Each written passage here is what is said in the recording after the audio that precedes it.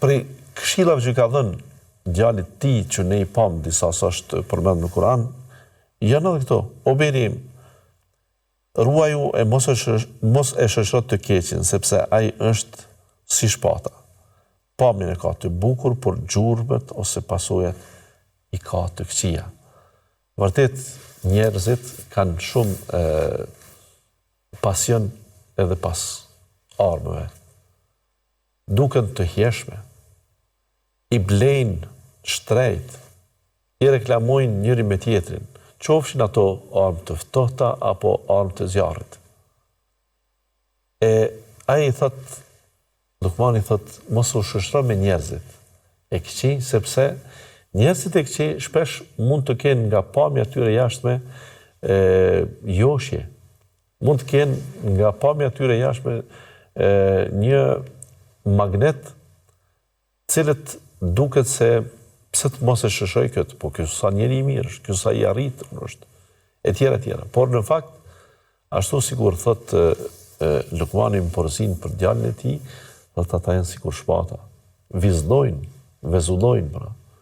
Duken të mirë, duken të hjeshëm, duken të pashëm, por pasojat i kanë të mëdha.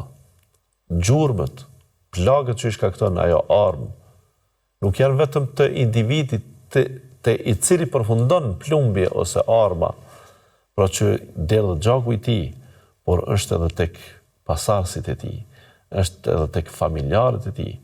Pra nuk e ke parasysh sa mund të jesh i dëmshëm kur e shoqëron një njeri të keq. Pra fakti që një njeri ndryshon në sjelljet e tij, nuk është se ai ka gjetë një zot tjetër dhe nuk i ka pëlqyer Allahu. Nuk është se është bindur për një fe tjetër se nuk i ka pëlqyer Islami. Nuk është se ka pretendim se nuk ka tashmë ahiret, derisa dje ka besu që ka ahiret. Ku është çështja? Çështja lidhet ngushtë me diçka tjetër krejt. Shoqërimi i keq, shoqërimi me njerin e keq të bën që gjërat e mira të duken pak të mira, të padobishme. Gjërat e këqija të duken krejtësisht normale. Dhe ti fillon dhe nga gjendja jote e mirë e mëhershme, kalon në gjendje jo të mirë. Plot njerëz na thonë, i kam falë 5 kohë namazit, tash pse nuk falesh? Dhe kur ai tregon, nuk është që tregon me mburje se e kam kuptuar që nuk pas ka Zot, e pas kam kuptuar që nuk ka ahiret, që nuk ka ringjall, nuk e thot këtë. Përfundosi me mjerim e thotë.